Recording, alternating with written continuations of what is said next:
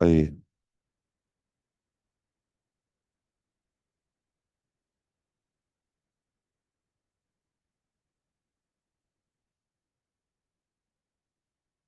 E aí, tudo bom?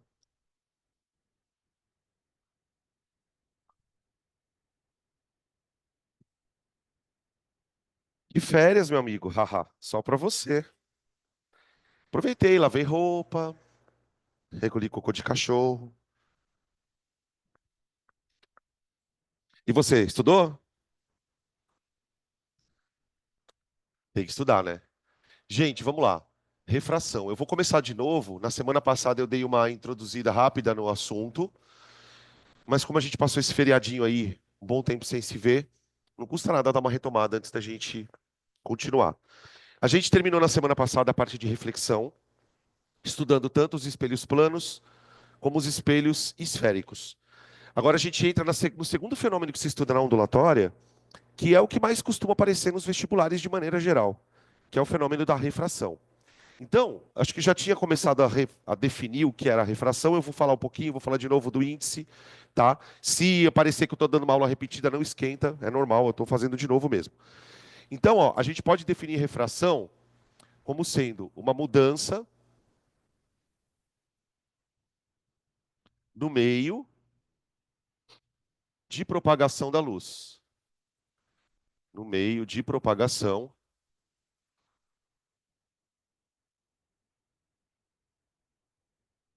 da luz.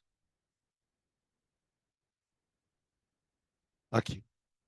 Essa mudança de propagação, ela vai causar basicamente duas consequências com a luz, quando troca de meio. Então, toda vez que a luz troca de meio, ou seja, quando ela sofre essa refração, ela vai sofrer duas alterações. Então, vou escrever aqui, alterações. A primeira alteração que a luz sofre, aí é necessariamente, é a mudança de velocidade. Mudança na velocidade de propagação. Esse lance da mudança de velocidade, gente, de propagação.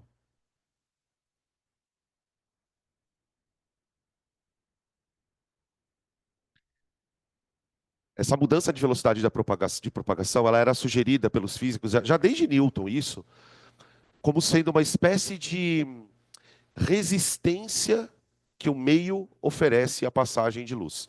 É como se cada vez que a luz passasse por um meio, seja ele o ar, seja ele água, seja ele óleo, cada meio exercesse uma espécie de resistência à luz, como se fosse uma espécie de atrito, colocamos assim. E dependendo das características do meio, por exemplo, o fato dele ser mais denso ou menos denso, o fato dele ser composto de uma substância iônica ou não, isso vai alterar as propriedades do meio. E aí a luz muda de velocidade. O que, que a gente já tinha comentado na semana passada? No vácuo, a velocidade da luz é a maior possível. 3, 10 oitava metros por segundo. A gente representa a velocidade da luz com a letra C, tá? Bom, em qualquer outro meio, em qualquer outro meio,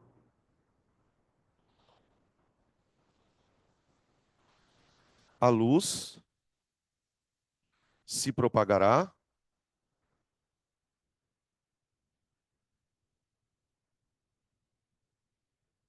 com velocidades menores. Menores. Eu tinha até colocado assim, ó, se não me engano. Não lembro se foi aqui ou foi na outra sala. Ó, tá? Isso daqui é a regrinha. Para qualquer meio que você imagine, a velocidade da luz nesse dado meio é menor do que a do vácuo, né? Qual que seria a explicação teórica para isso, né? Por que que a velocidade da luz do vácuo tende a ser a maior?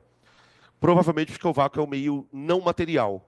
Então, de alguma maneira, a luz não sofre influência do vácuo, porque ali não tem nenhuma matéria para a luz interagir. Nos outros meios, a luz tende a ficar mais devagar, porque existe alguma interação que esse meio vai exercer com a luz, e isso vai fazer com que a luz fique mais devagar, tá? A segunda, bom, não sei se eu já defino aqui agora. Tá, já vamos definir aqui. É, dependendo das características do meio, o meio pode ser mais ou menos denso, como eu disse, essa velocidade ela pode ser menor ou maior. Então, para cada meio, existe uma relação matemática entre essas velocidades. Então, vou escrever assim, ó. Para cada meio, para cada meio, há uma relação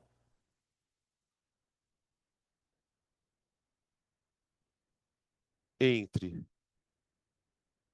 as velocidades.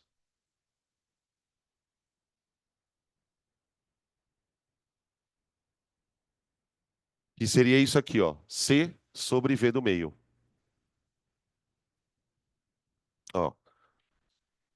Essa grandeza é a grandeza mais importante, tá? Quando a gente pega a velocidade da luz no vácuo, que é a maior possível, e divide pela velocidade da luz no meio. Quando a gente faz essa divisão, a gente chega num número que a gente vai representar pela letra N, chamar de N meio, que é o chamado índice de refração. Esse é o cara. É a partir basicamente da análise desse número que a gente estuda o processo de refração, tá? Se não me engano, eu tinha até colocado o seguinte exemplo, ó, já até para a gente retomar a aula. Ó,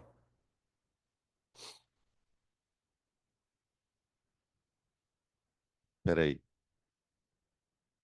Ó. Qual que é a maneira mais fácil de você guardar o que é o índice de refração? Bom, para você chegar no número, você tem que pegar duas velocidades e dividir uma pela outra.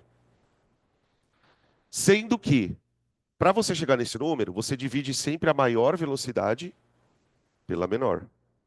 Então, esse índice de refração, ele vai dar sempre um número acima de um, seja lá qual for ele. Tá, e como eu devo interpretar esse número?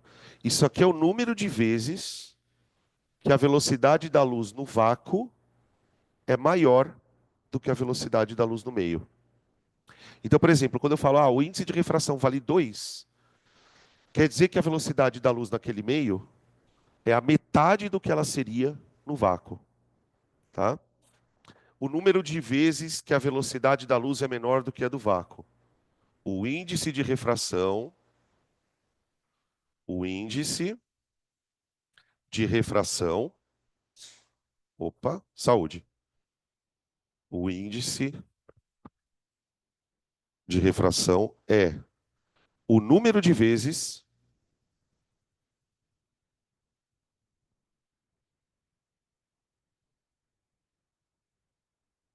que a velocidade da luz é menor.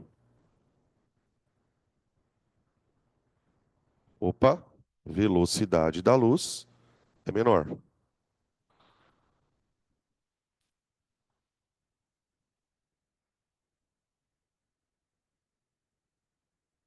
Aí, tá? Aí já entrando um pouquinho algumas coisas novas, tá? Porque na semana passada eu lembro que eu falei basicamente tudo isso aqui. Só a gente só estava recomendando. Esse índice de refração que a gente calcula, ele está comparando a velocidade da luz no meio, sei lá qual, com a velocidade da luz no vácuo, tá? Isso aqui então é chamado de índice de refração absoluto, porque eu estou comparando com o vácuo.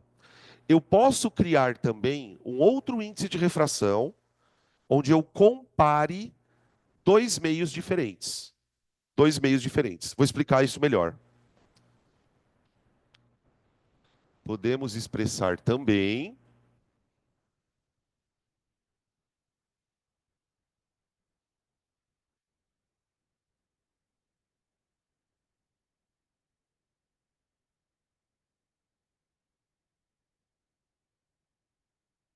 o índice de refração relativo. Esse aqui entra mais na parte de formulinha mesmo. Índice de refração relativo. Eu vou explicar isso.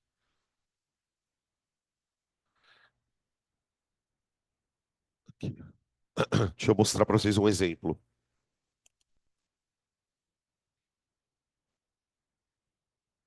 Imagina que você tenha um meio A, sei lá, pode ser um cristal, tá?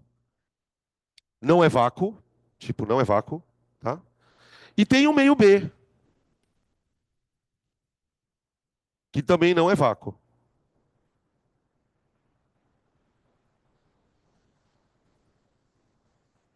B. Tá, e aí vamos imaginar que a luz ela vai atravessar esses dois meios, beleza? O que que pode acontecer? Dependendo do índice de refração, né? A luz pode. Vamos supor que a luz passe de A para B, vai. Eu vou fazer isso aqui, ó.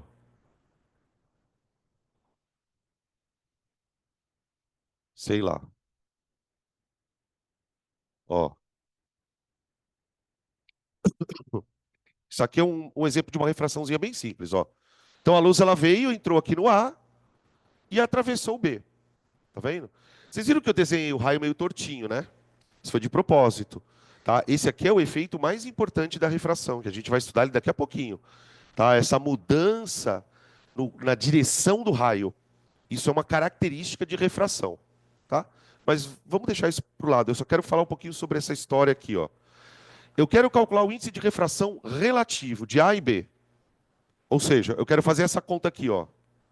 NA dividido por NB.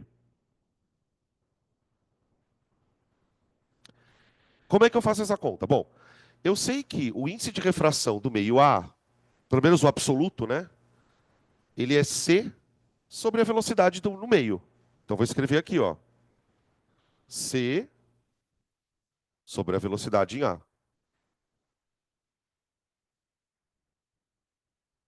Agora eu vou fazer a mesma coisa aqui no B. C, opa, C sobre a velocidade em B. Ó, tá? Vou cancelar os dois Cs, porque quando a gente está calculando o índice de refração absoluto, né? Eu estou comparando sempre com o vácuo. Aqui eu estou comparando um com o outro. Então eu posso cancelar esse C aqui, ó. Aí ficou assim, ó, gente. Um sobre VA dividido por um sobre VB. A gente pode escrever isso de um jeito um pouquinho melhor. A gente pode fazer assim, ó. NA sobre NB. Como é que eu escrevo isso aqui, ó? Um dividido por VA dividido por um dividido por VB. Eu posso escrever VB sobre VA. Vê se isso aqui fica claro para vocês, ó, gente. Por que que eu estou escrevendo ao contrário? Tá? Isso dividido por isso é a mesma coisa que isso vezes o inverso disso aqui, ó. Por isso assim, tá? Beleza? E isso aqui é o índice de refração relativo. Tá? Essa fórmula ela vai ser bem importante daqui a pouco, quando a gente for falar das leis de Snell. Beleza? E acho que a última coisa que eu já tinha dito, mas vou dizer de novo, é que esse índice de refração, gente, ele não tem unidade. Como é uma divisão de velocidades, né? Tanto o índice de refração relativo, quanto esse índice de refração absoluto aqui, ó, ele não tem unidade, tá? Ele é um número absoluto. E lembra, no caso do índice de refração absoluto, ele é sempre maior que um. Sempre maior que um, tá? Beleza? Bom, agora vamos para a parte de que não tem muita conta. Agora a parte de desenhar. Aqui eu tinha escrito item A, ó, alterações. Mudança na velocidade de propagação. Então, tudo que eu falei aqui está relacionado a essa alteração na luz. Mudança na velocidade. Agora, a gente vai falar do efeito que mais aparece, que é a mudança na direção de propagação da luz.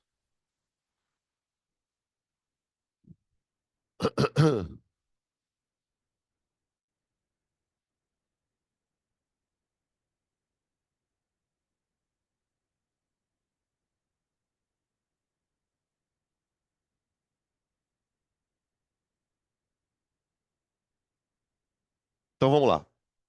Para a gente poder falar da mudança de propagação, a gente precisa primeiro entender o que acontece com a luz. Você tem três situações possíveis para uma refração.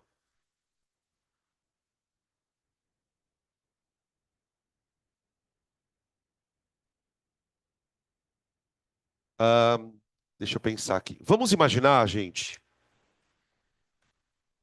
que a luz ela vai passar de um meio A para o meio B.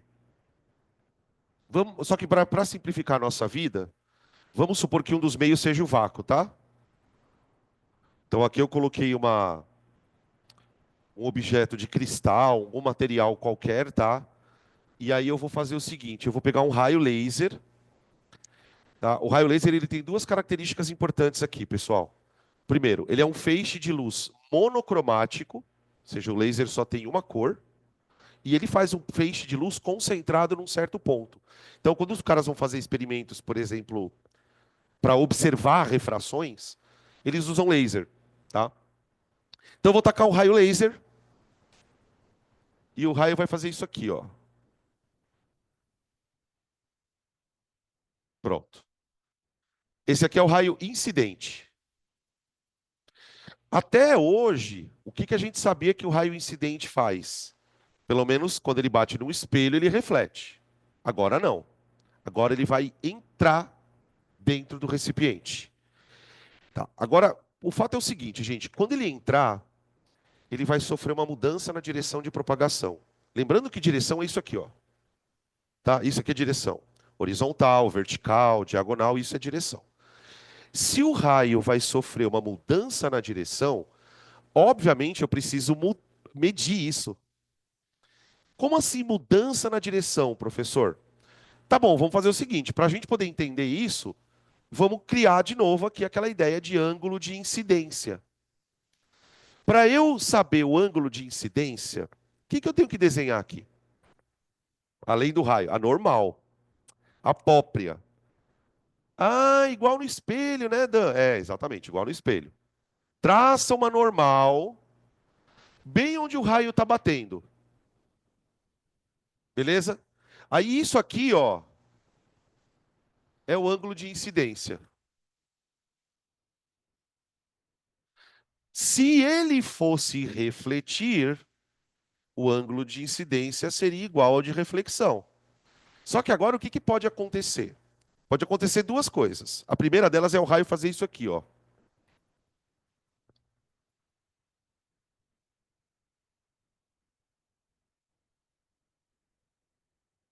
Isso aqui, ó. O que eu quero dizer com isso aqui, ó?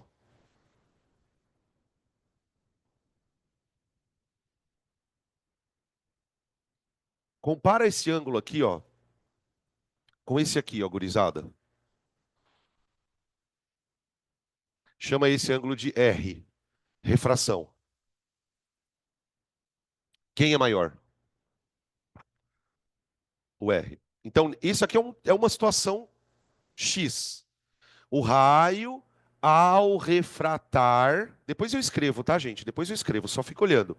O raio, ao refratar, ele tem um ângulo de saída ou ângulo de refração maior que o de incidência. Quando isso acontecer, a gente vai dizer que o raio, entre aspas, ele se afasta da normal. Raio refratado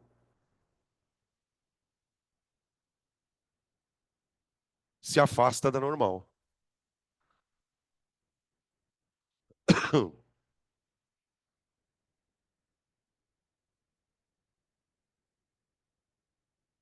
Aqui. Ah, professor, mas por que isso acontece? Isso acontece por causa da diferença de índices de refração, tá? Isso é uma situação, tá? Agora, o que pode acontecer dependendo das características dos meios? Depois eu vou escrever um título aqui, tá? Depois eu vou escrever um título. Por isso que eu estou deixando um espacinho. Aqui vamos deixar um meio. Hã?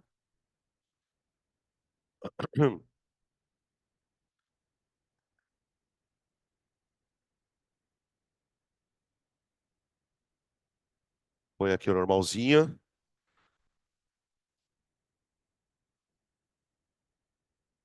E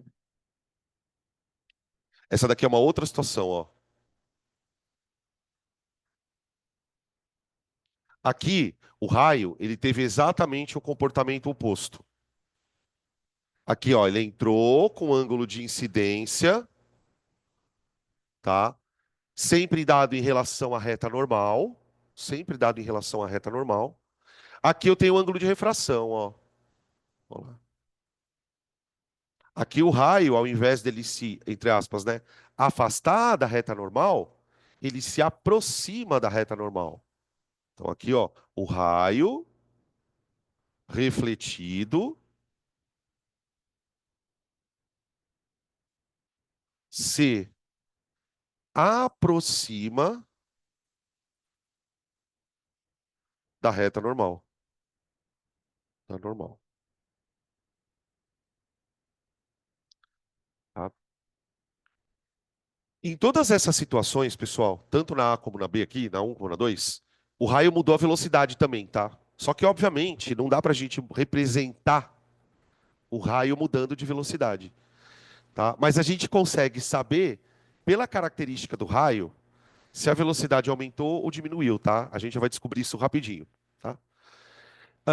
E tem uma terceira situação que, se vocês observarem bem, o que que esses dois raios têm em comum?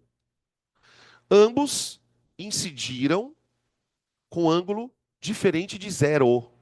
Presta bem atenção nessa frase, porque ela é casca de entender. Todo mundo consegue ver que esse ângulo aqui não é zero? Não é 0 graus? Como seria esse raio fazendo 0 graus com a normal? Seria um raio deitado assim, ó. Imagina se o raio que fosse bater no material fosse um raio exatamente em cima da normal, ó. Aqui está normal, aqui, ó. Aqui está normal. Aí o raio faz isso, ó. Tá vendo? Esse é um raio que incide formando 0 graus com a normal. Esse raio, ele não sofre desvio.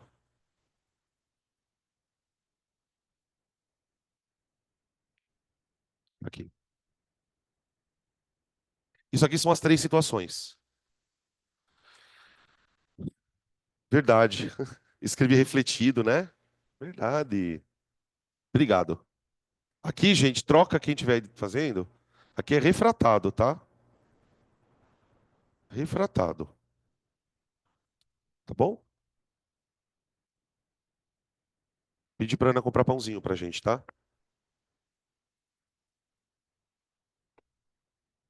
Aqui ele não sofre, nem se aproxima, nem se afasta da normal. Ele mantém o ângulo de incidência.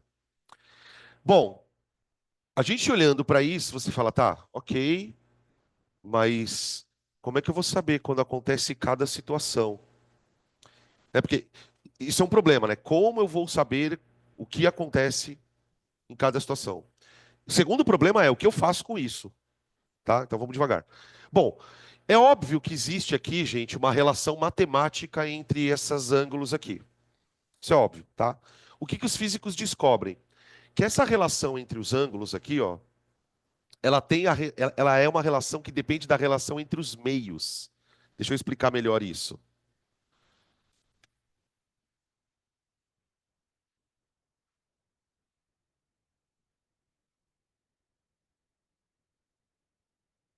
Isso aqui é a lei que vai reger o troço.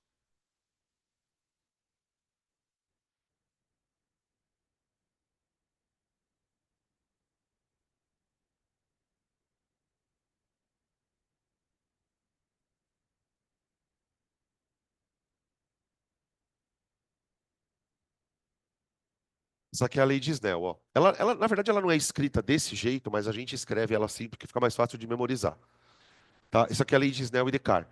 O que que essa lei faz? Ela relaciona. Isso aqui é uma lei experimental, tá, gente? Os caras obtiveram essa relação a partir de medidas experimentais. Então, o que que essa relação faz? Ela consegue prever, se eu conhecer, por exemplo, o índice de refração dos dois meios, tá? Do meio onde a luz está para onde ela vai. Entendem isso, ó? Meio da onde ela está para onde ela vai. E se eu conhecer o ângulo de incidência da luz, que seria o ângulo aqui perfeitamente mensurável, né? Isso aqui é uma coisa que você mede no laboratório sem problema nenhum, você consegue descobrir o ângulo de refração. Né? Na verdade, você não consegue descobrir o ângulo. Né? Na fórmula, você trabalha com o seno dos ângulos. Tá?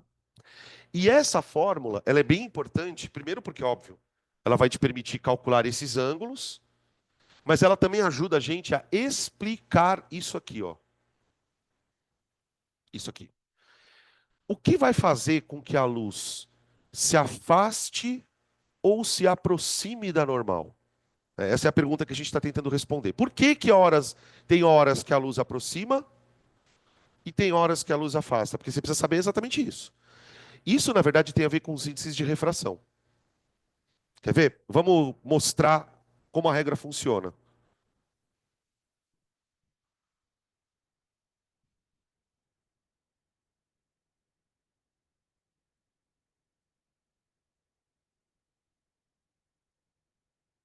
Porque daí a gente vai mostrando a regra e você vai aprendendo a usar ela nos exercícios. Então, ó, estudando a lei.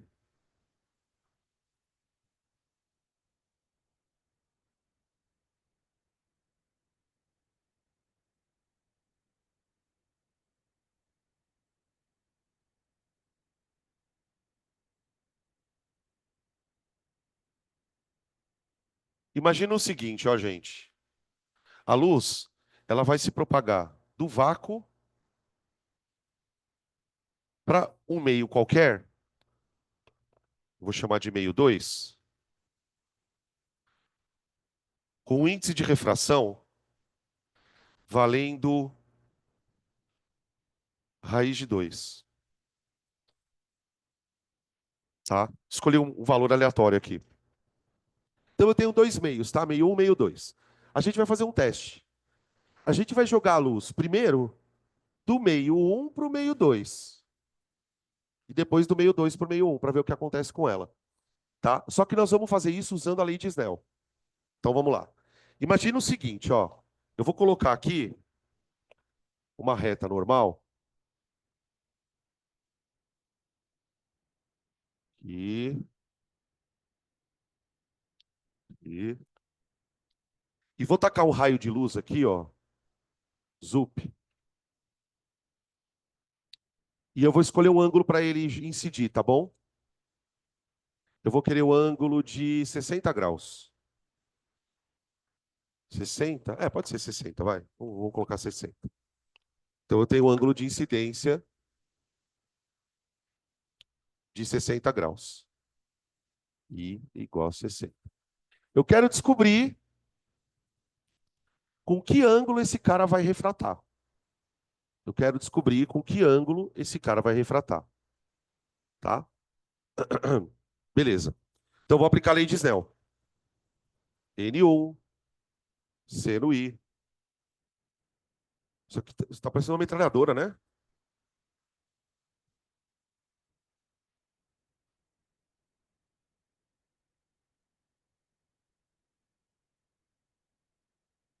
Esquisito.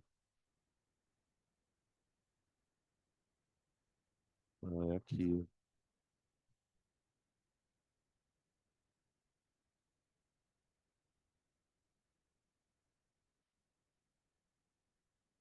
Ele tá solto. Um pouquinho, né? Vão se acostumando com o carro de cana na frente do Enem no dia lá. Já imaginou? Tá, agora vamos lá. Vamos substituir o que eu tenho. N1, 1 vezes seno de 60. Quanto que é o seno de 60? Pronto, morreram. Seno de 60, raiz de 3 sobre 2. Sobre 2. Igual a N2, raiz de 2, vezes. Ou vamos colocar outro número no N2, vai ficar mais fácil. Vamos colocar raiz de 3, tá? Fica mais fácil de entender. Troca aí o N2 por raiz de 3, para a gente não perder tempo na conta. Ó. O que que eu posso fazer com as raízes? Eu troquei aqui, tá, gente? O pessoal de casa aí também fica ligado. No meio 2, eu coloquei o índice de refração raiz de 3, tá? Então ficou N1 sendo I, N2 sendo R. Tá. A hora que eu coloquei os valores na fórmula, olha o que eu vou perceber. Eu vou cancelar o raiz de 3 aqui. E aí o seno do ângulo de refração deu meio. Seno de R igual a meio. O que que nós sabemos sobre seno de um ângulo igual a meio? Bom, que esse ângulo vale 30 graus. Então veja, se o seno do ângulo de R vale meio, é porque o ângulo R vale 30 graus. Então, se, por exemplo, se eu fosse desenhar, vou desenhar aqui o raio, ó. Se isso aqui eu chamei de 60 graus, a hora que eu vou desenhar o ângulo de refração, eu tenho que desenhar ele mais grudadinho na normal, ó. Ó,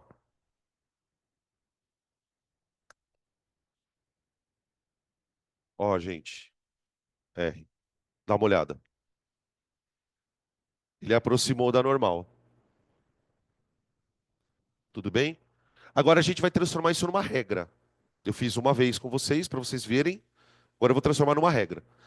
O que que aconteceu aqui, ó? Aqui é um pacote de três coisas.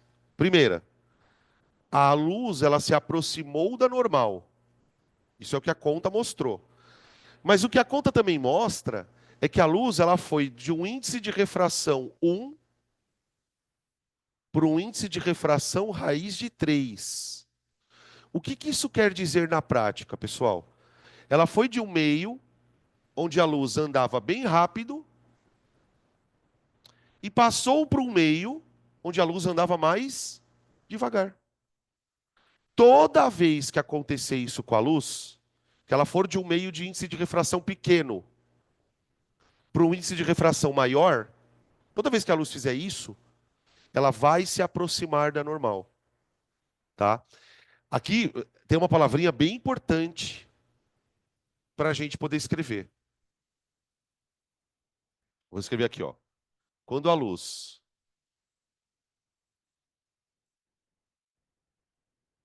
se propaga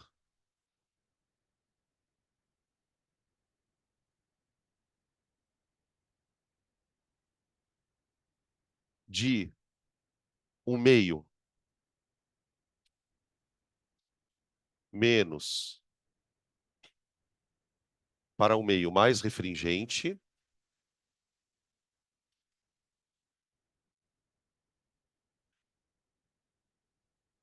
vou até colocar de outra cor aqui, mais refringente,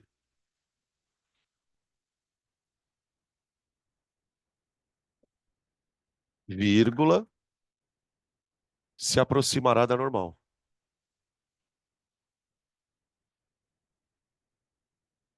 Da normal.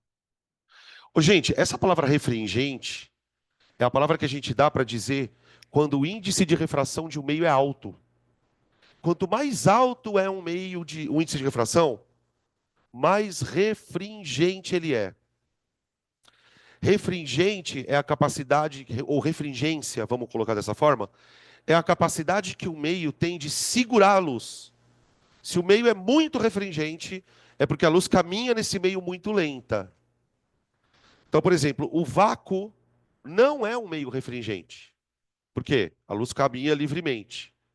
Esse meio, sei lá o que que ele já é um meio mais refringente, tá? Então vou escrever aqui, ó, refringência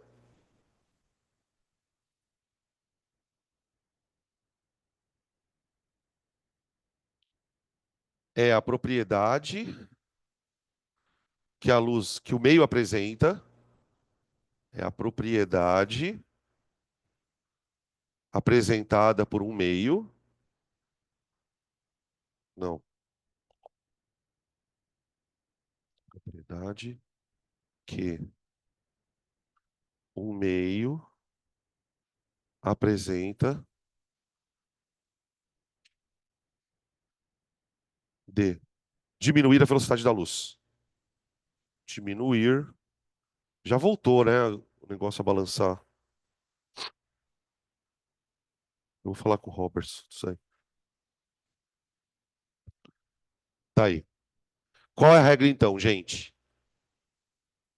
Toda vez que a luz se propagar de um meio menos refringente para um mais refringente, ela vai se aproximar da normal e também vai diminuir a velocidade.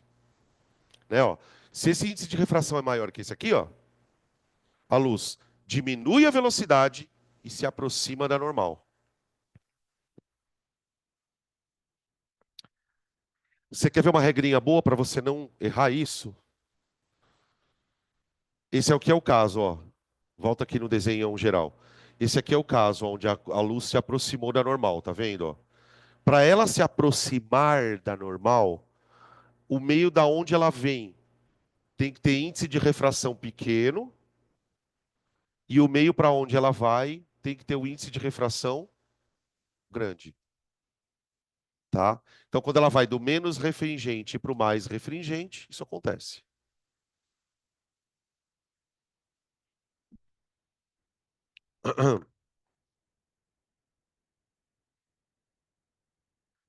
Agora vocês já imaginam o que aconteceria, ou melhor, a gente já pode imaginar o que precisaria acontecer para a luz se afastar da normal, gente. É só você pensar na luz fazendo o caminho oposto. Quando a luz vem do menos para o mais refringente, ela aproxima. Se ela fizer o oposto, o caminho oposto, ela vai ter exatamente o comportamento oposto. Então, por exemplo, ao invés da luz sair daqui do vácuo, sei lá, e vir para cá, ela vai fazer o contrário. Seria uma coisa assim, ó. Vou fazer um desenho menorzinho que esse aqui. Inclusive, eu vou desenhar aqui o mesmo dióptro. Aqui.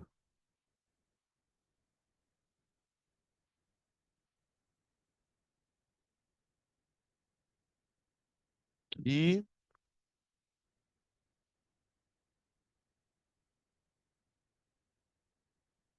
ó, põe a normalzinha aqui, ó, agora faz o contrário. Faz o contrário.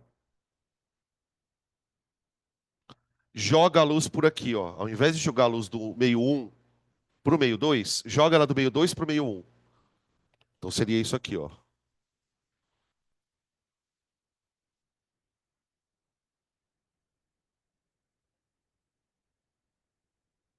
Pronto.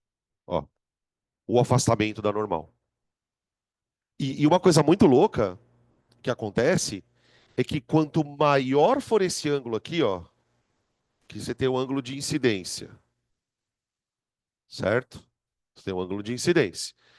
Conforme você vai inclinando esse ângulo aqui, ó, ou seja, quando você vai aumentando o ângulo de incidência, o ângulo de refração ele também vai aumentando, tá? Isso vai causar uma situação muito curiosa daqui a pouco. Isso vai causar uma situação muito curiosa, porque o que que acontece às vezes? Às vezes esse raio aqui, gente, ele bate aqui, ó, mas ele está tão inclinado que esse raio aqui, ó, ele não consegue nem sair da superfície, ele nem atravessa ela. Ele vai sofrer reflexão total. A gente vai comentar isso daqui a pouquinho, tá? Aqui vou escrever menos, opa, e mais, e mais. Aí, ó. O único caso que você não precisa se preocupar, que também a gente nem usa muito esse caso, né, é esse aqui, ó, tá? Esse raio a gente praticamente não vai usar para fazer nenhum tipo de desenho, porque ele não sofre desvio, então não é uma coisa que importe muito. Ô, gente, isso aqui é a base da teoria, tá? Isso aqui é a base da teoria. O que eu quero dizer com isso? Sem essa base, a gente dificilmente vai conseguir explicar fenômenos relacionados à refração, tá? Vou dar mais um tempinho para vocês copiarem aí, porque agora é que vem a parte que importa. É assim, tipo, o que que eu posso explicar com isso?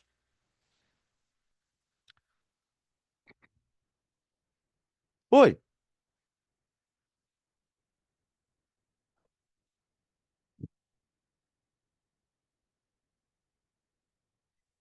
Não, você pode abrir, ó. Então, aí é que tá. O que você pode fazer? Vamos pensar. Ah, ele não deu os índices de refração, mas ele deu as velocidades. Eu posso pegar a lei de Snell e abrir ela de outro jeito, quer ver, ó?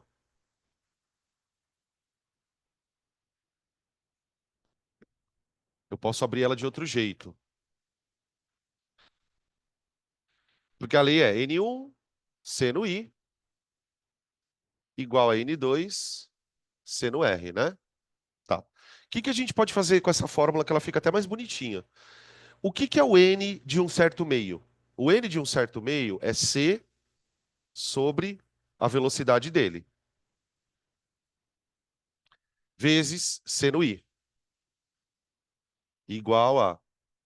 O que que é N2? C vezes V2, vezes seno de R.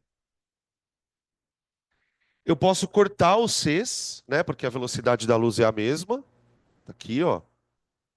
E aí eu tenho, na verdade, a lei de Snell como ela foi descoberta. Seno de I sobre V1 é igual a seno de R sobre V2. Tá? E aí você trabalha com a velocidade. Ou, se você quiser escrever essa lei de um jeito mais legal ainda, que eu acho a mais legal de todas, é fazer o seguinte, ó. Seno de I dividido pelo seno de R igual a V1 sobre V2. Isso aqui é genial, por quê? O que que ele descobre? Quanto maior for a diferença de velocidades, maior vai ser o desvio, né? Outra coisa, quanto maior a velocidade, maior o ângulo. Porque, ó, se isso aqui é igual a isso, significa que elas são grandezas diretamente proporcionais. Então, tipo, quanto mais rápido está a luz, maior é o ângulo de incidência. Se ela vai, por exemplo, se ela vai, ó que louco isso. Se V2 for menor que V1, se V2 for menor que V1, quer dizer que o seno de R tem que ser menor que o seno de I. Ou seja, ela se aproxima da normal. Se V2 for maior que V1, se a velocidade para onde ela está indo é maior do que a velocidade de onde ela veio, aí é o contrário. Aí o seno de R tem que ser maior que o seno de I. Então, tipo, da onde que a gente tira realmente essa regra aqui, ó? Ah, quando a luz vai do meio menos para o meio mais, ela aproxima. Quando a luz vai do meio mais. A gente tira disso daqui, ó. Tá? Mas dá para fazer com a velocidade. E tem mais, vai ficar bonitinho daqui a pouco. Por quê? Lá na aula de ondulatória, a gente vai meter um lambda F aqui, ó. Por quê? Isso aqui é uma onda. Se isso aqui é uma onda, ela pode refratar como qualquer outro tipo de onda. Então a gente vai colocar V igual a lambda F aqui, ó. Isso lá na aula de ondulatória. É que a gente não está muito preocupado com isso ainda, porque a gente só quer saber o ângulo mesmo, tá? Por conta da distorção das imagens. Tá bom? Então essa daqui seria a lei de Snell, tá, gente? Com as velocidades da luz nos meios, um e 2, tá? Fala.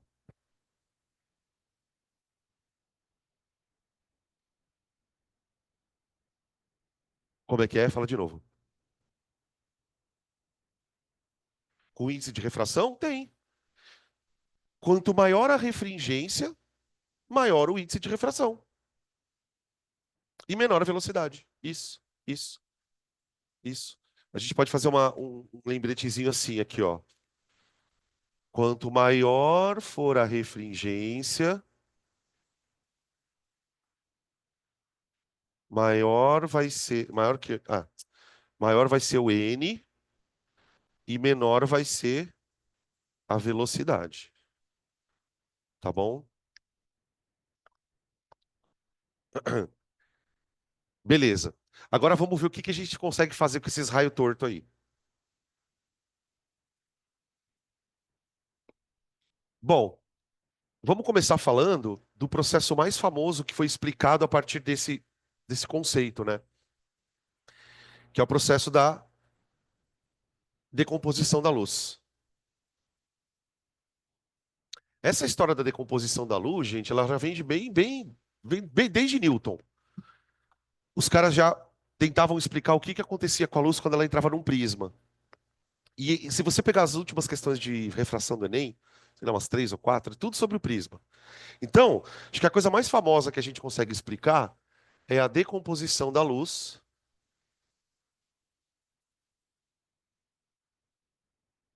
em prismas. Bom, qual que é o experimento? Esse aqui a gente já está meio até cansado de falar, né? O experimento é, vou pegar um prisma feito de um cristal bem transparente, eu vou jogar nesse prisma, em uma das faces do prisma, eu vou jogar luz branca e vou observar essa luz dentro do prisma se transformar em colorida. Esse é o evento, né, da decomposição. Tá? Esse aqui é o evento que explica, por exemplo, em larga escala, a formação do arco-íris. Então, o que que o Newton ele observou? Ele observou o fenômeno e dali ele tentou buscar uma explicação.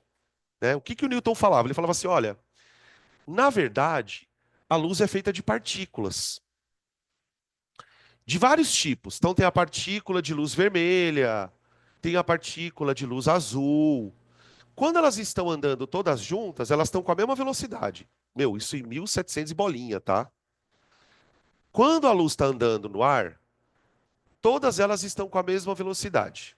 Só que quando essas bolinhas batem no vidro, é como se o vidro exercesse em cada uma delas, na amarela, na verde, na vermelha, exercesse uma resistência diferente. Ele chegou até a afirmar na teoria dele que a luz era feita de bolinhas, esferas, de tamanhos diferentes. Então, para ele, a luz ela era uma partícula. Só que a teoria que a gente está usando aqui não é bem da luz-partícula. Só que é uma teoria que parte da premissa de que a luz é uma onda. Então, a gente vai usar uma explicação parecida com a do Newton, evidentemente, só que não considerando que a luz é uma partícula. Para a gente explicar a refração, a gente vai considerar que a luz é uma onda, tá? O que que acontece, gente? Vamos imaginar o seguinte. Tá. A primeira coisa que você precisa saber de antemão.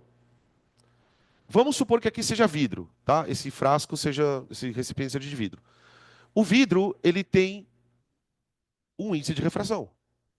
Só que o que os físicos não sabiam é que o índice de refração de um material, tipo vidro, ele é diferente para cada cor. Então, por exemplo, o vidro tem um índice de refração para a cor vermelha. Então, se você jogar aqui a luz vermelha, ela vai sofrer um desvio. Só que o índice de refração do vidro é diferente para a cor amarela. Então, se você jogar a luz amarela aqui, ela vai sofrer um desvio, só que diferente. Cada cor de luz, ou melhor, né, usando o termo mais correto, cada frequência de luz vai refratar de um jeito dentro do material. Qual é a conclusão que a gente chega, na verdade? Que a hora que a gente jogar aqui um monte de luz, que a luz branca, na verdade, é um monte de luz, o vidro, ou o cristal, seja lá o que for, ele vai desviar cada cor de uma forma. Então vamos começar a explicação aqui, ó.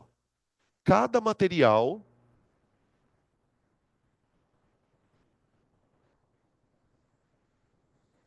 possui um índice de refração diferente para cada frequência de luz.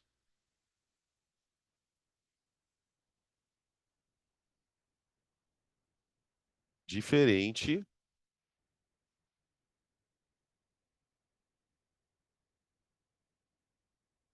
para cada frequência de luz.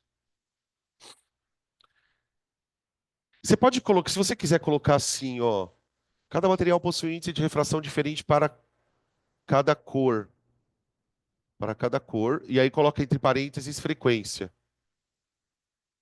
Só para você lembrar o que que é a frequência, tá?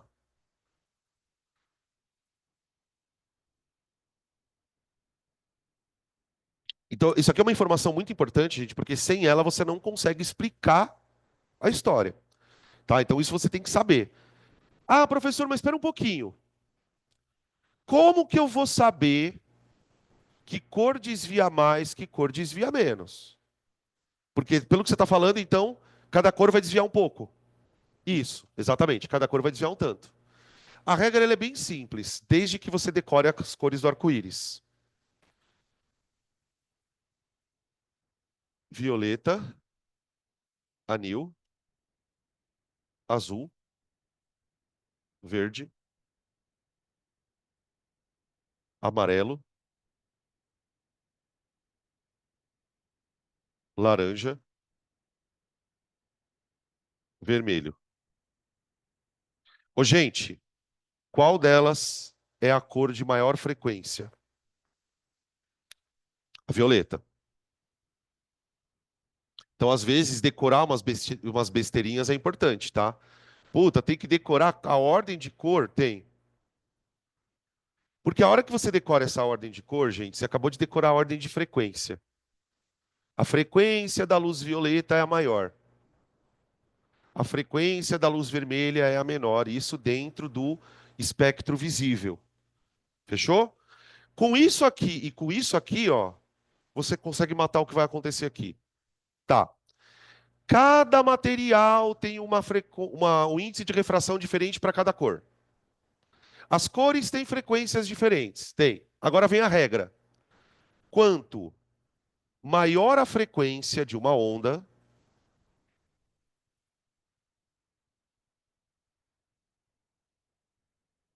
essa é a regra, tá? Ó.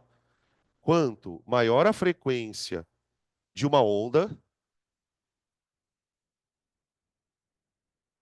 vírgula, maior o índice de refração do meio para ela.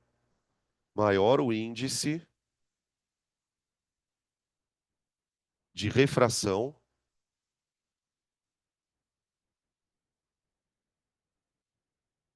para ela.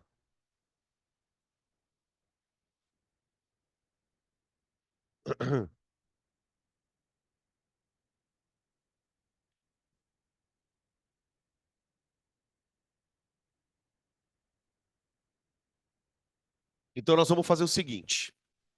Agora vocês vão me ajudar, tá? Porque aqui é a parte delicada. Se você conseguir fazer isso, você vai matar qualquer questão que apareça com prisma.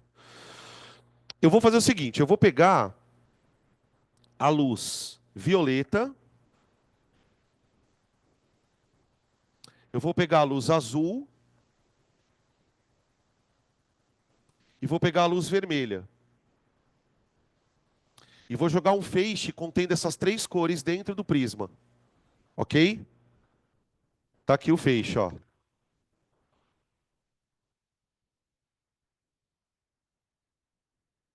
Peraí.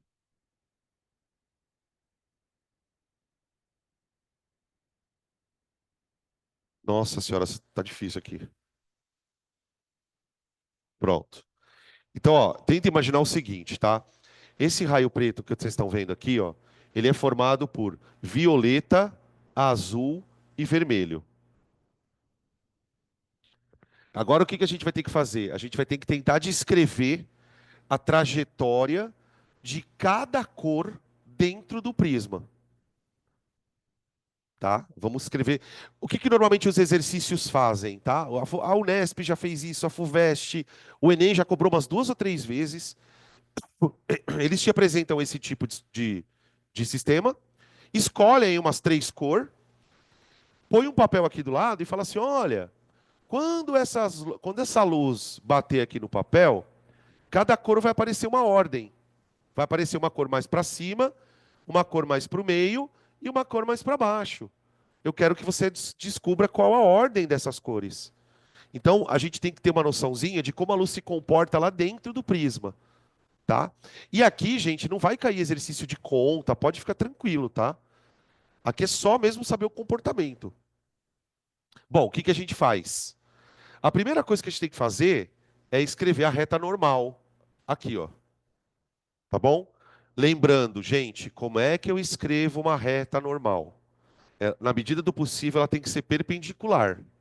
Então, a superfície do prisma tá assim, não tá, ó, deitadinha? A normal, ela tem que ser assim, ó. Então, eu vou tentar desenhar uma reta que seja o mais próxima possível do que eu estou chamando de normal. Não tá, mas tudo bem.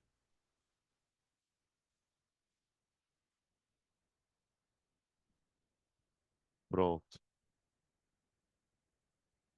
Tá aqui, ó. Por que que é importante você ter a reta normal? Pelo seguinte, se você imaginar que o raio está vindo do ar para o vidro, o que que a gente espera que aconteça com a luz ao passar do ar para o vidro? Olha lá, se ela está indo do menos refringente para o mais refringente, ela aproxima da normal. Só que o que que vai acontecer agora, gurizada? Quantos raios tem aqui de luz? Os três vão se aproximar da normal, mas um deles vai se aproximar mais. O outro vai se aproximar menos. E o outro vai se aproximar mais ou menos. Quem vai se aproximar mais?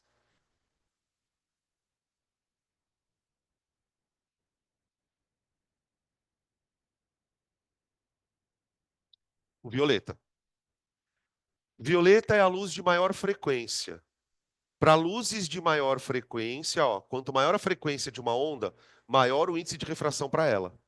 Então, a onda que vai mais sofrer desvio nesse processo é a vermelha.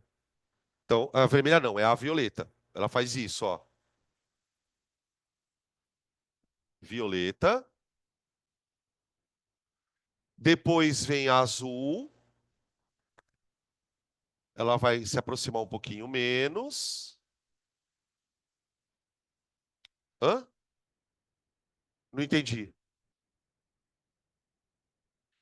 É porque eu não tenho anil. Eu não tenho anil nem verde nem amarelo. Eu só escolhi as que eu tenho aqui, tá? Só foi só por isso, tá? Mas seria o anil. Seria. Você teria aqui o violeta, aí aqui mais ou menos o anil, que é um azul mais escurão. Aí o azul, né? Aí depois viria o verde, o amarelo, o laranja. Né? Vocês já repararam que o céu fica assim de vez em quando no pôr do sol? É exatamente o que acontece. No pôr do sol, esse tipo de evento também fica bem claro, bem característico. Justamente por quê?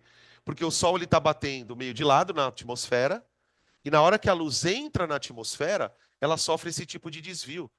Então a gente consegue muitas vezes, dependendo da inclinação do sol, da época do ano, a gente vê o céu como se fosse um arco-íris mesmo. Até dá para ver tons de verde às vezes, né? Aí, ó, a outra luz é a vermelha.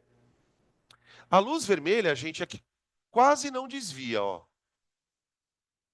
Ela dá uma desviadinha bem discreta.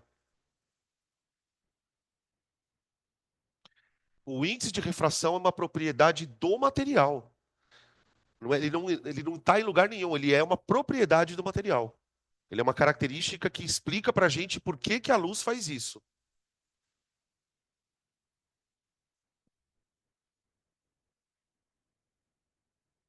Por quê? É importante ter essa dúvida. Vamos lá, por quê? Por que que você acha que porque qual que é o problema, né? O que que eu preciso para você saber quem fica mais para baixo, quem fica mais para cima? O que que você precisa ver? Você precisa olhar para esse ângulo aqui, ó. Observa que das três luzes que eu desenhei, a que está mais grudada na normal é a violeta. O que que significa ela estar mais grudada na normal? Que a violeta é a que mais se aproximou. Ela é a que fez mais isso aqui, ó. Por que que ela fez isso na violeta? Porque a violeta tem maior frequência. Então, assim, a luz ela vai se aproximar da normal quando ela vier do ar para cá. Agora, quanto maior for a frequência dela, mais ela se aproxima. Então, se você comparar, por exemplo, Esse ângulo aqui, ó, de aproximação da luz violeta, ela aproximou bastante, tá vendo? Compara com esse aqui, ó. Ele quase não aproximou. Compara o vermelho com o raio inicial. Você está percebendo que o desvio ele é menor? Quando isso acontece, o que que significa? Que o índice de refração não é tão alto para aquela cor. Ela não desviou muito. Aqui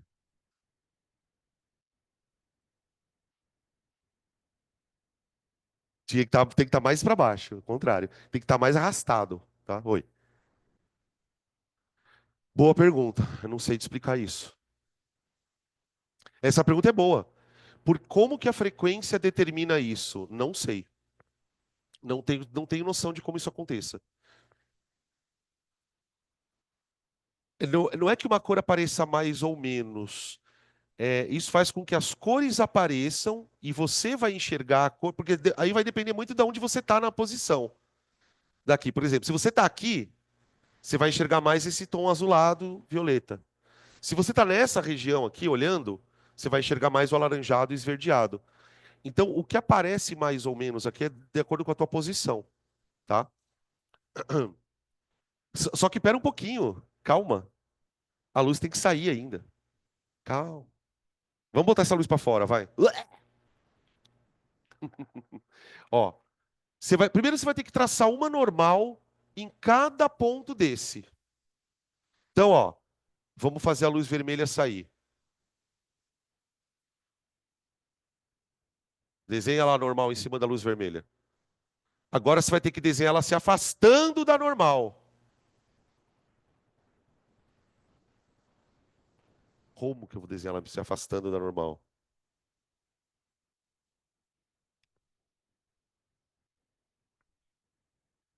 Conseguiram?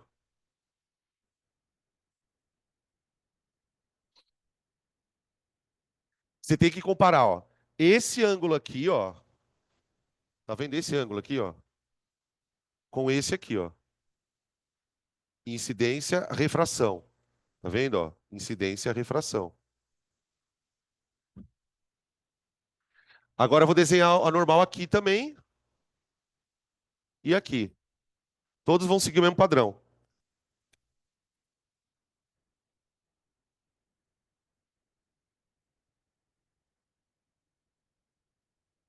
Eu, eu zoei todas as cores aqui.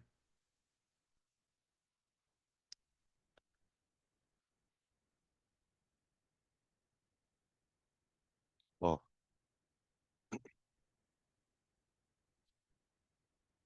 Oi.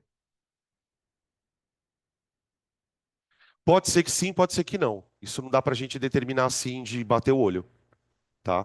Pode ser que, por exemplo, pode ser que na entrada esse raio aqui, ó, fique paralelo aqui. Mas isso vai depender do ângulo de incidência aqui, não é uma coisa tão simples da gente fazer.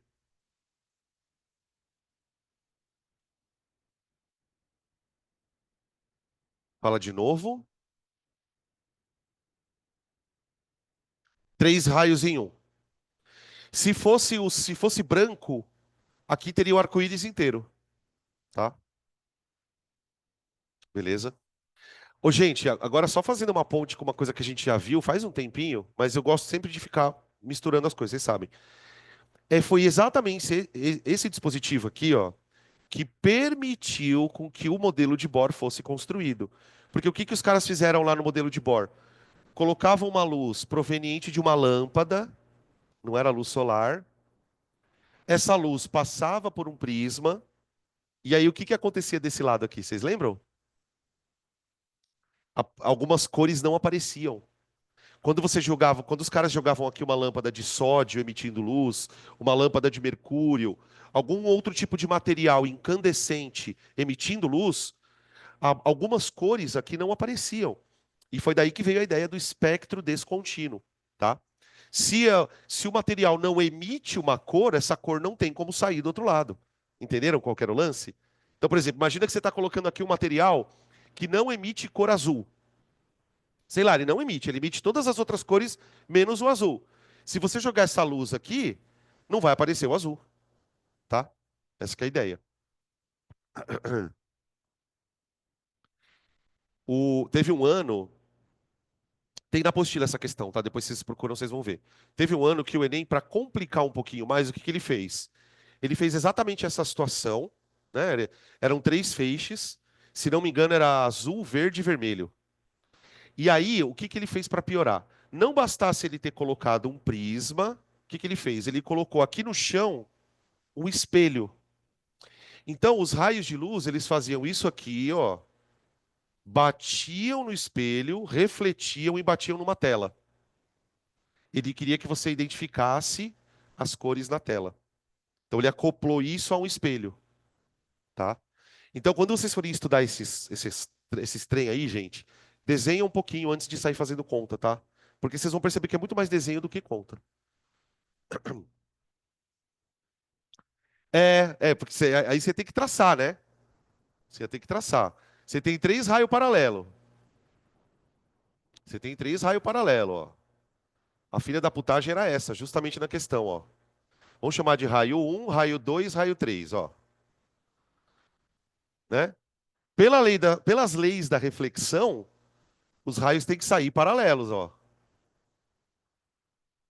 Né? Então, por exemplo, se eu botar um papel aqui, ó, qual é a mancha que vai sair primeiro no papel aqui, ó? É a um. Qual era a mancha que vai sair em segundo aqui, ó? A 2. E a outra aqui é a 3, tá? Prof, Então, é mais ou menos assim a questão. prof, Oi. desculpa te interromper, vou até pedir para você ser repetitivo, desculpa mesmo, mas você pode explicar de novo a relação ali que você tinha explicado do V1, V2 sendo de infringência? Isso mesmo. Posso, claro. Obrigada. Claro que sim. Vou explicar de novo. Tá, deixa eu só, antes de explicar de novo, deixa eu só conferir se o pessoal pegou essa ideia aqui, tudo bem? Tá, então vamos lá, deixa eu falar um pouquinho sobre essa história aqui de novo. Na verdade, isso aqui veio de uma pergunta do Matheus, tá?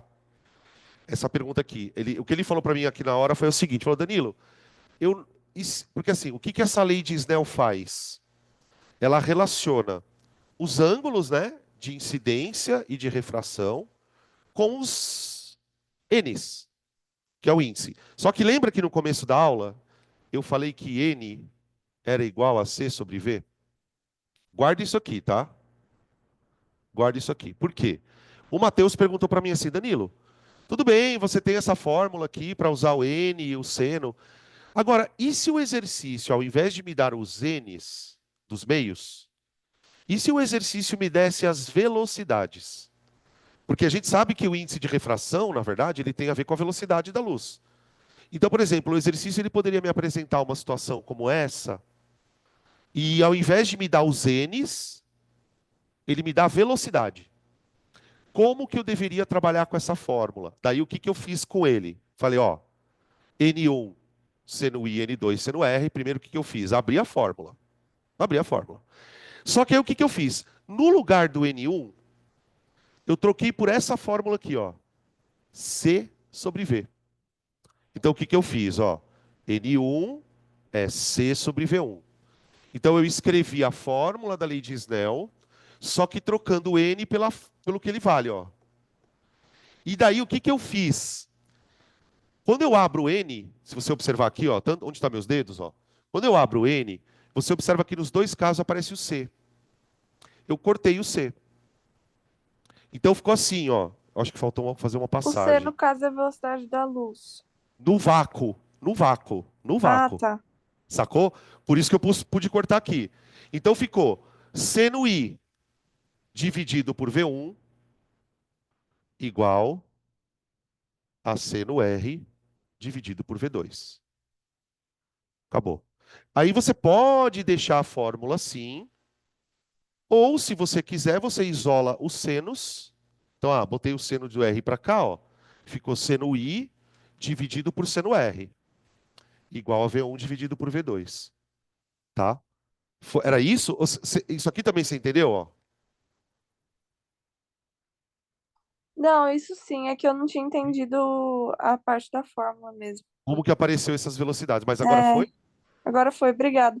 Desculpa Tá, ligar o imagina. microfone que eu acho que o chat você não ia ver. Ah, eu gosto quando vocês falam, gente. Vocês ficam só digitando coisa no computador aí.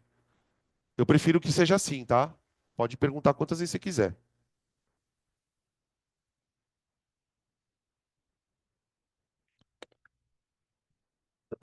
Que horas são agora? Deixa eu ver.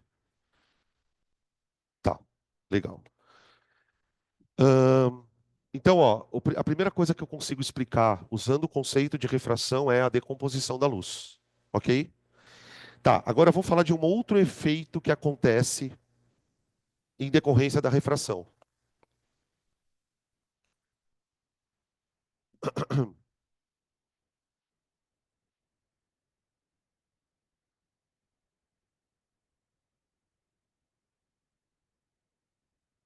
Ângulo, limite e reflexão total.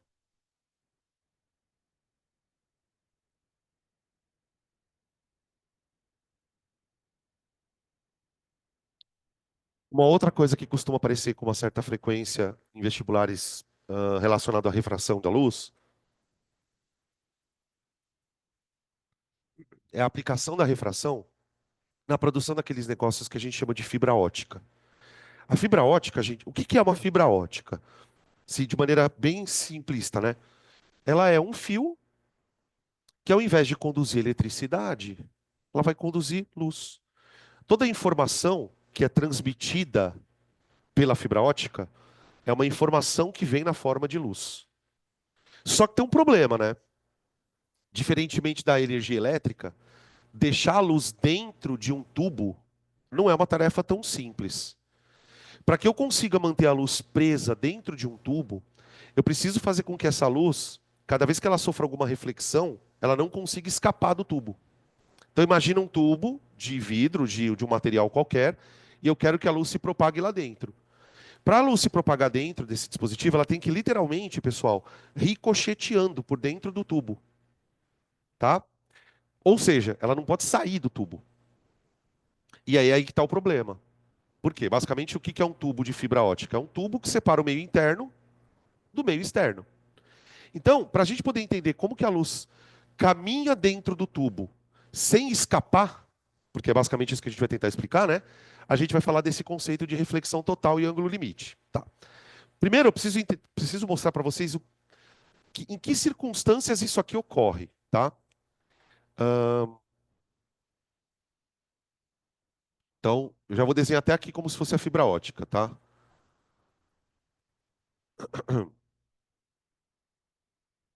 Ó, então imaginem que aqui dentro é a fibra ótica, tá? Aqui fora eu tenho ar e aqui fora eu tenho ar, tá? E a fibra ótica é esse tubo interno aqui. Aí eu vou disparar aqui na fibra ótica um feixe de luz. Pronto. Eu disparei um feixe de luz. Tá. E é aí que está o problema. Você fala, pô, Danilo, mas você jogou um feixe de luz assim, a luz não vai escapar? Depende. Depende. Depende do ângulo de incidência dela. O que que a gente sabe? Vou traçar uma normal. Uma coisa que eu posso garantir aqui, gente, sem medo de errar, é o seguinte: caso a luz consiga escapar do tubo para o ar, ela deve se afastar da normal. Ela deve se afastar da normal. Por que que ela deve se afastar da normal? Porque sei lá do que é feita essa fibra. Mas com certeza essa fibra, ela tem um índice de refração maior do que o ar. Então, o raio ele tende a se afastar da normal. Então ele entra com ângulo I e sai com ângulo R. Isso numa situação normal acontece. N1 sendo I, N2 sendo R. Só que tem um problema, pessoal, que foi aquilo que eu estava falando para vocês alguns minutos aqui atrás. Se eu pegar esse raio aqui, ó, e levantar ele um pouquinho, esse R também aumenta. Tenta imaginar, pessoal, que esses dois raios, ó, Eles estão presos por aqui. Então, se eu levanto esse aqui abaixa mais, assim, ó. Se eu abaixo o I, o R levanta. Conseguem imaginar essa situação acontecendo aqui? Tudo bem. Então, existe uma situação que é uma situação específica. Por quê? Se eu começar a levantar demais esse I aqui, ó, vai chegar uma hora que o R não consegue nem sair, ele bate e volta. Eu vou levantando ele, levanto um pouquinho, o R abaixa. Eu vou levantando mais um pouquinho, o R abaixa. Se eu levantar demais, o R faz isso aqui, ó, pá, e volta. Ó.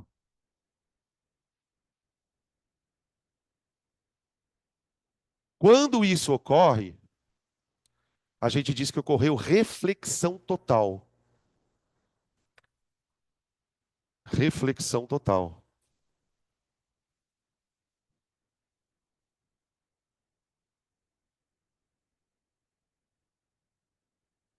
E aí, a nossa pergunta dentro do contexto é: quando é que isso ocorre?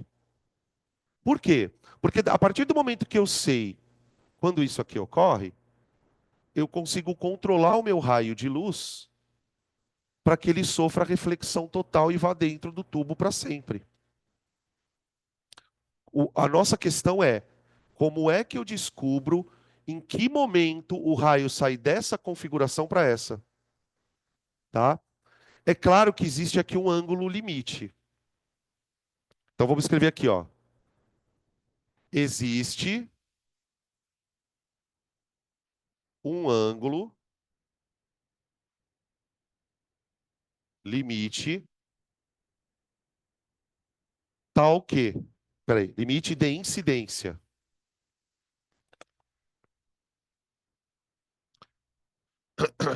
Existe um ângulo limite de incidência tal que.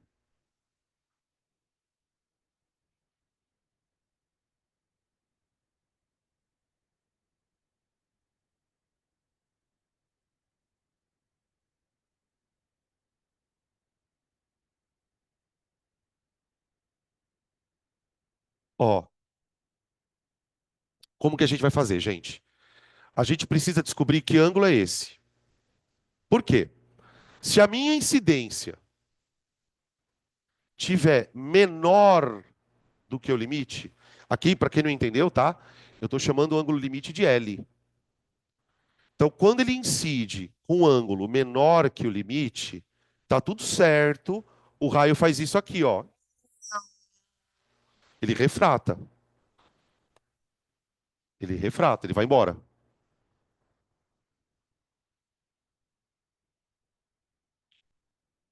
Agora, se o ângulo de incidência for muito alto, acima desse tal ângulo limite, aí ele reflete. Reflexão total. Reflexão total.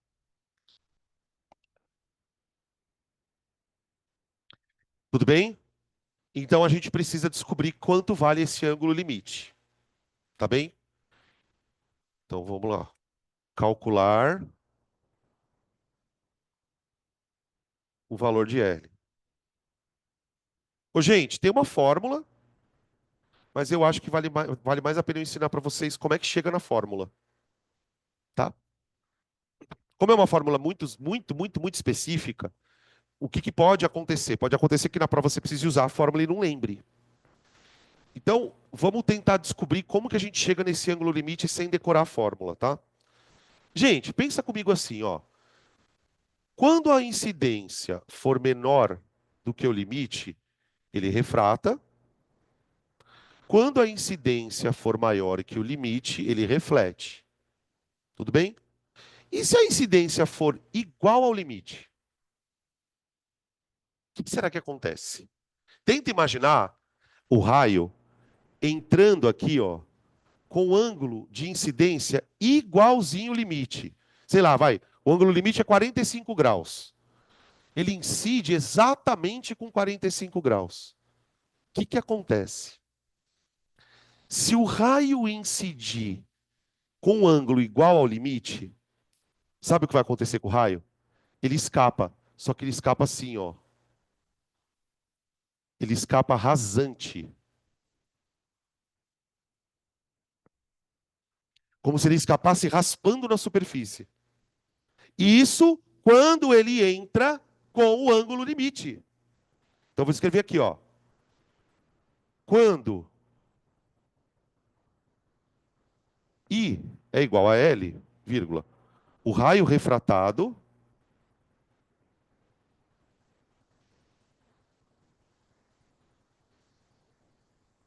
sai.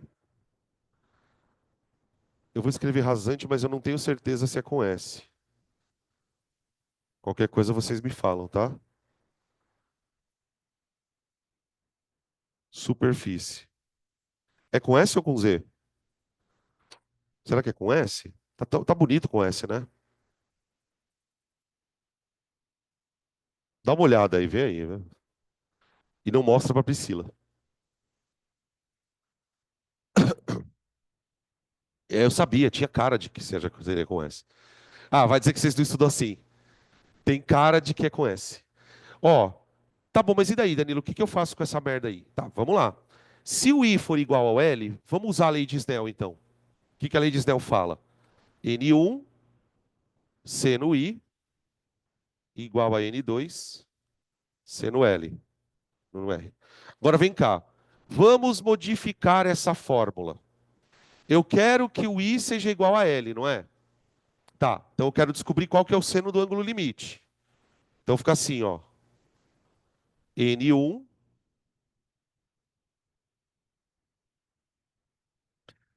Ô, gente, presta muita atenção nessa parte da conta aqui, ó.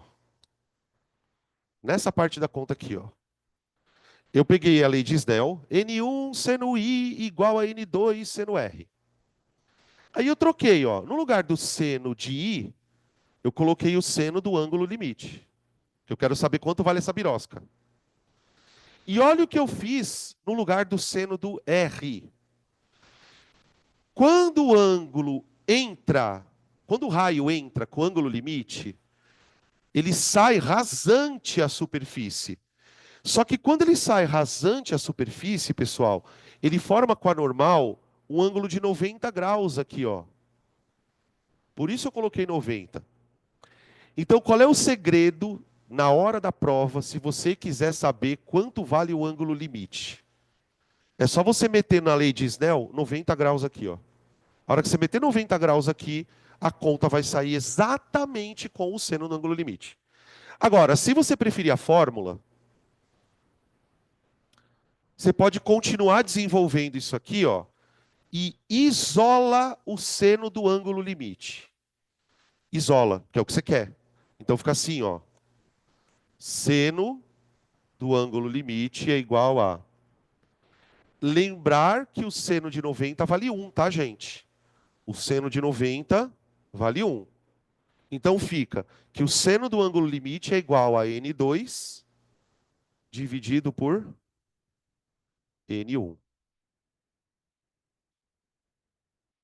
tá? Eu vou pegar um exemplo. Por que que eu pus 90 graus aqui? Porque quando o raio, quando a gente está calculando essa situação para o limite, não é? E qual é o limite? É quando o raio bater aqui, ó, e sair rasante à superfície. Só que qual que é o problema? Quando ele sai rasante à superfície, ele acaba formando com a normal um ângulo de 90, entendeu? Por isso eu coloquei aqui 90. Oi, não entendi. É impossível, porque aí vira reflexão. Exatamente. Inclusive tem alguns exercícios, pessoal, que o cara faz isso, ó. Ele desenha o raio entrando e desenha o raio saindo e quer que você saiba se o raio vai sair ou se ele vai voltar. Fala.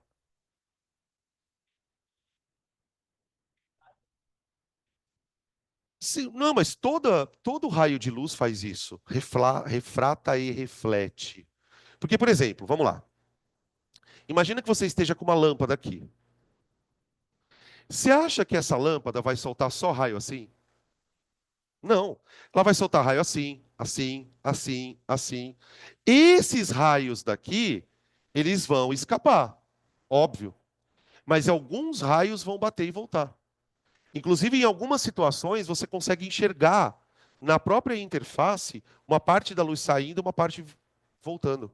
Porque são vários raios. Agora, esse aqui, por exemplo, se eu soltar raios. Exatamente. Se eu soltar raios só nessa direção, com raio laser, por exemplo, ele vai ficar fazendo isso, ó, bate, bate, bate, bate, e vai fazendo isso aqui. Ele vai literalmente ricocheteando lá dentro, tá? É como se a gente mantivesse a luz presa dentro de um dispositivo ali, tá?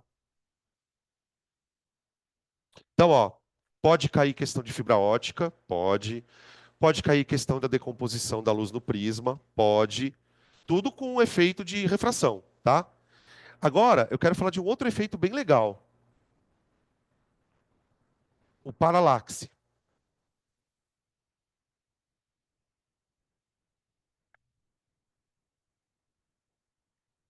que também já caiu.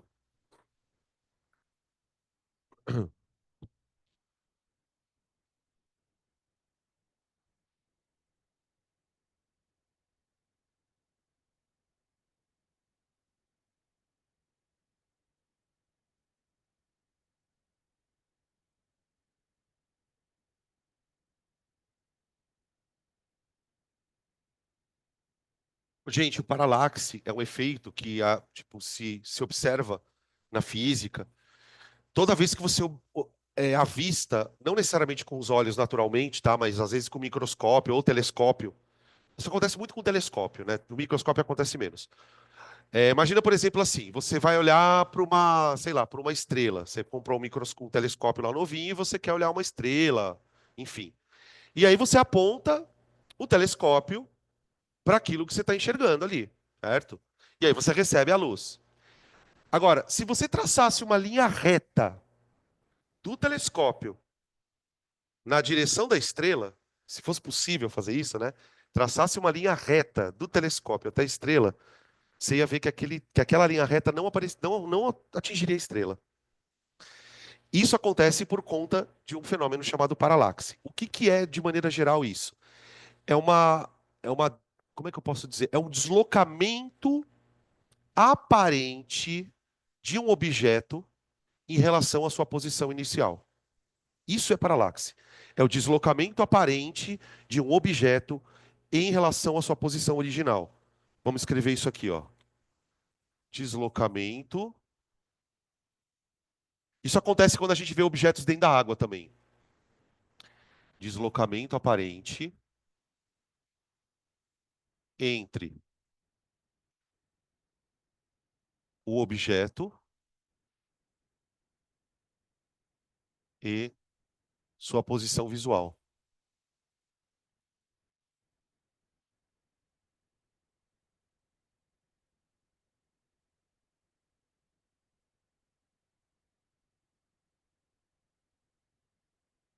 Real.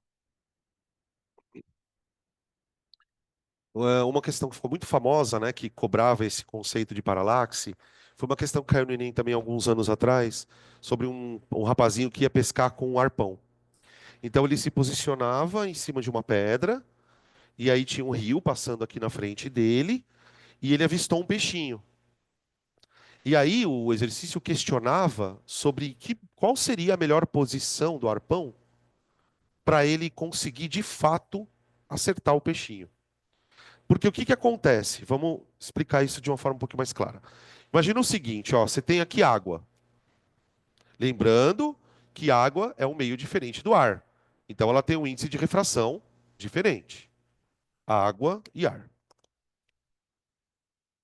Ok. E aí vamos supor que lá no fundo do rio, tenha um peixinho. Tenha um peixinho. Então aqui é o objeto, ó. Tá bom?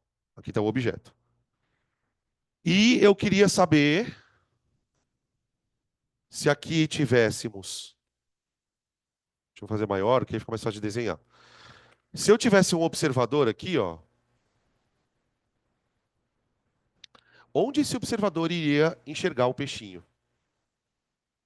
Tá? Esse é um tipo de questão bem famosa. Tá. Quanto mais o peixinho tiver, é, quanto mais o peixinho tiver fora da vertical do observador, maior vai ser o paralaxe. Vou repetir essa frase porque isso é muito importante. Se eu estivesse olhando para o peixinho da seguinte maneira, eu estou aqui na borda do lago, ó. Se eu estivesse olhando para o peixinho na vertical, eu não veria paralaxe nenhum. O paralaxe vai surgir quando o peixinho estiver muito na minha frente. Então, quanto mais na minha frente tiver, maior vai ser o paralaxe causado, tá? Como é que eu explico isso? Simples. Quando o peixinho ele vai se comportar aqui, né, pessoal, como uma fonte de luz pontiforme, está emitindo luz para tudo quanto é lado. Então, vai ter raio de luz que vai sair da água de boa. Ó, imagina um raio de luz assim, ó.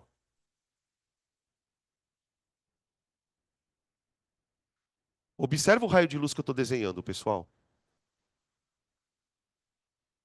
Ó, esse raio de luz ele foi desenhado exatamente em cima da normal, não foi? Tá? Beleza. Só que agora eu vou desenhar um raio de luz vindo para cá, ó.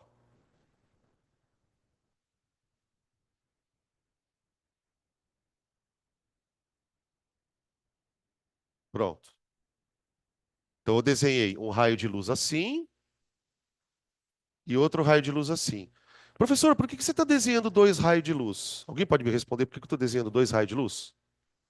Porque eu quero saber onde está o peixe.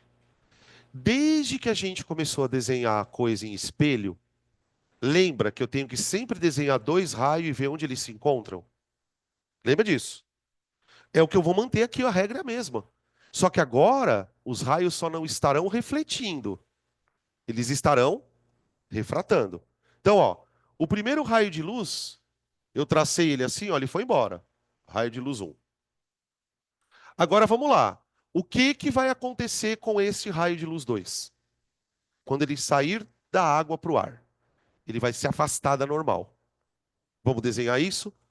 Então, de novo, como é que eu desenho o raio se afastando da normal? Primeiro eu desenho a normal aqui, ó.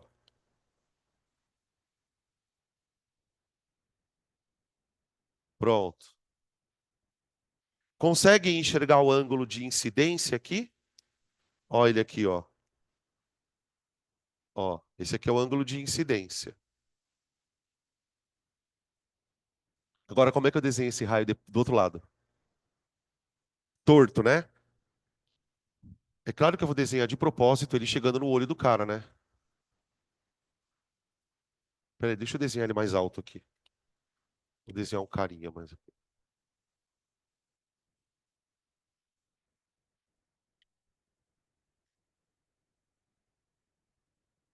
Ó,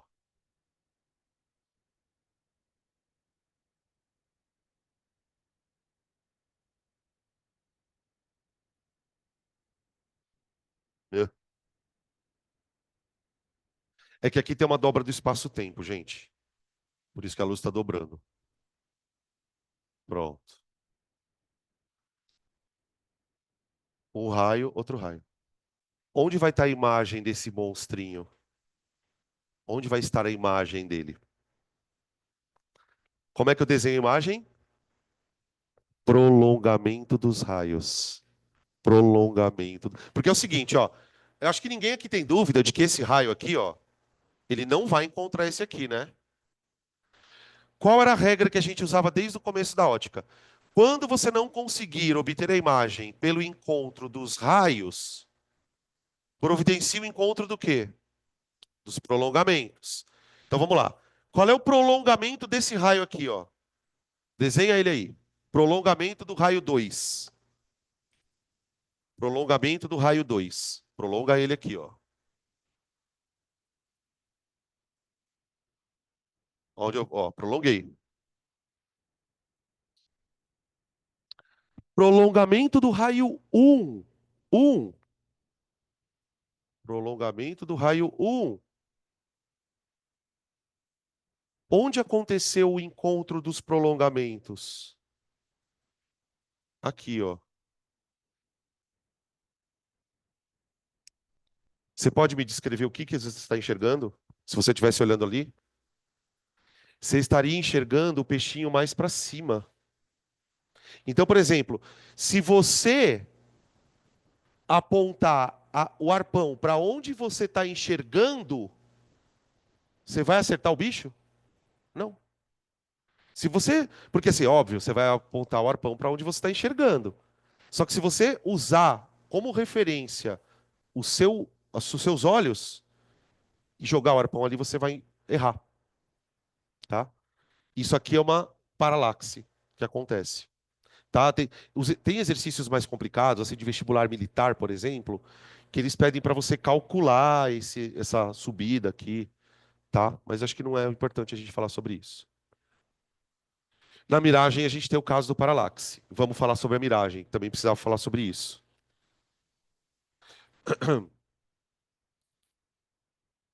É que no caso da miragem, é um paralaxe com reflexão total, né? Vou falar sobre ela. Miragem também é um negócio que às vezes aparece.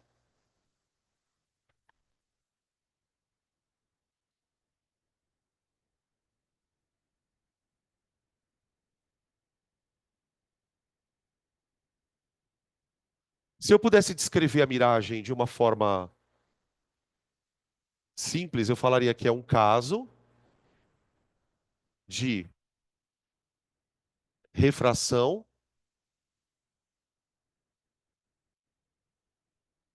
sucedida ou seguida de reflexão.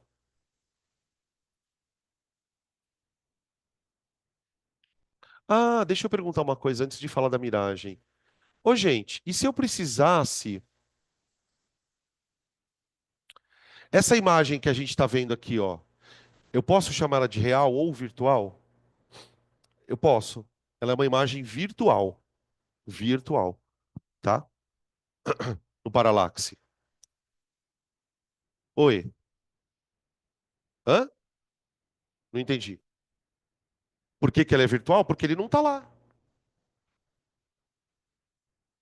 Ou, se você quiser a definição mais técnica, é porque essa imagem foi obtida a partir dos prolongamentos.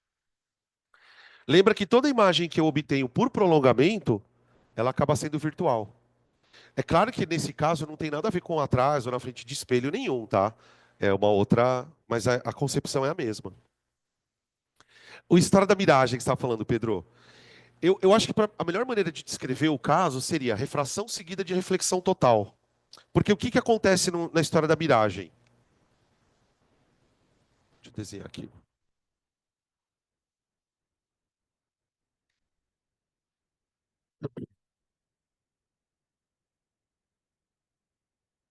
Então, olha só. Nós temos aqui um desenho de um observador, tá? Ele está a uma distância de um objeto. O efeito da miragem, gente, ele acontece, na verdade, por dois motivos. Para acontecer a miragem, primeiro, as condições mais propícias, né, para formar a miragem é tempo seco e quente, tá? Pode perceber que não é sempre que você vai observar esse efeito, por exemplo, quando você está viajando numa estrada. Em dias frios, por exemplo, você não enxerga. Porque o que acontece? Imagina que você tem aqui uma camada de ar, ok?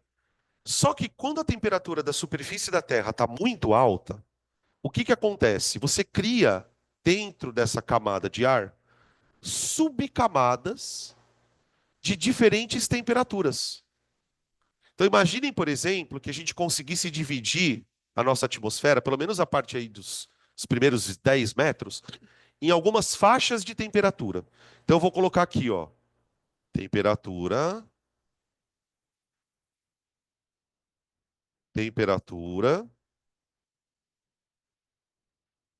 temperatura.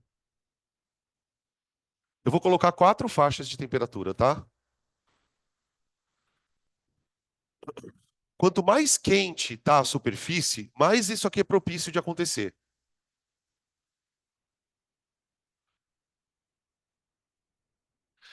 Porque o que que acontece? Se está muito quente, chega uma situação em que essas camadas de ar, elas começam a se comportar como se elas fossem de materiais diferentes.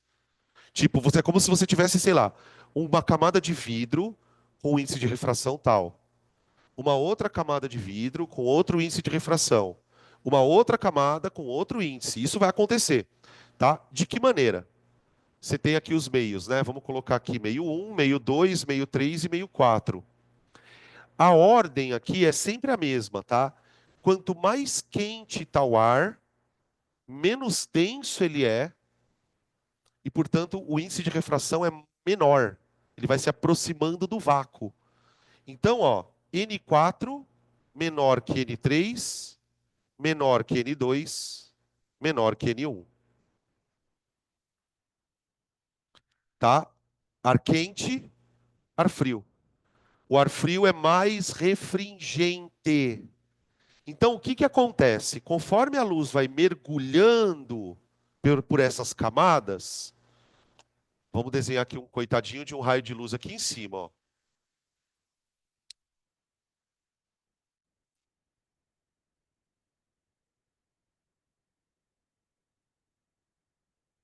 Ó, tá vindo o raio de luz aqui, tá? Quando ele entra aqui, ó, ele já entra em contato com uma camada menos refringente. Então o raio já faz isso aqui, ó. Tom. Quando ele entra na segunda camada, ele afasta mais.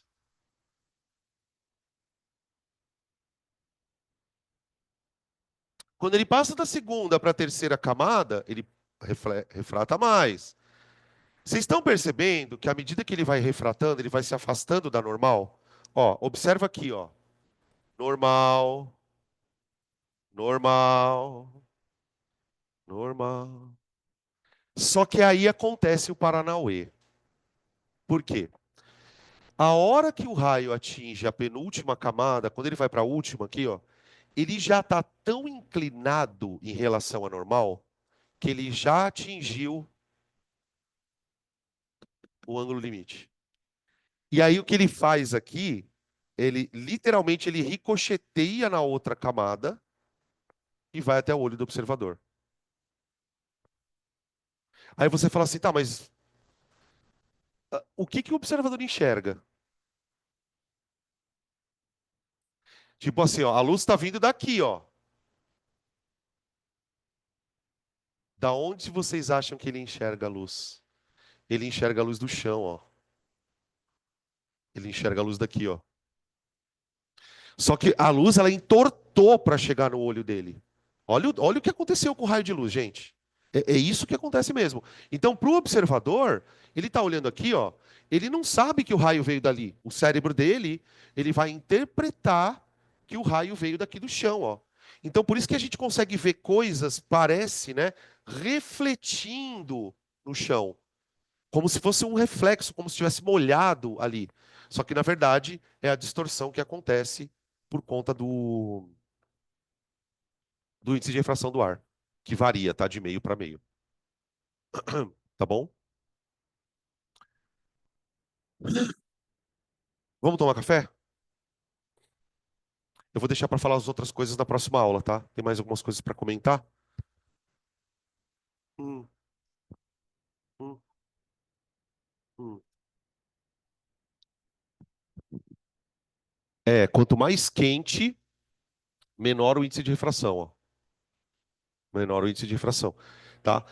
Por isso que eu coloquei que as camadas que estão mais próximas do chão, ó, elas têm um índice de refração menor, tá?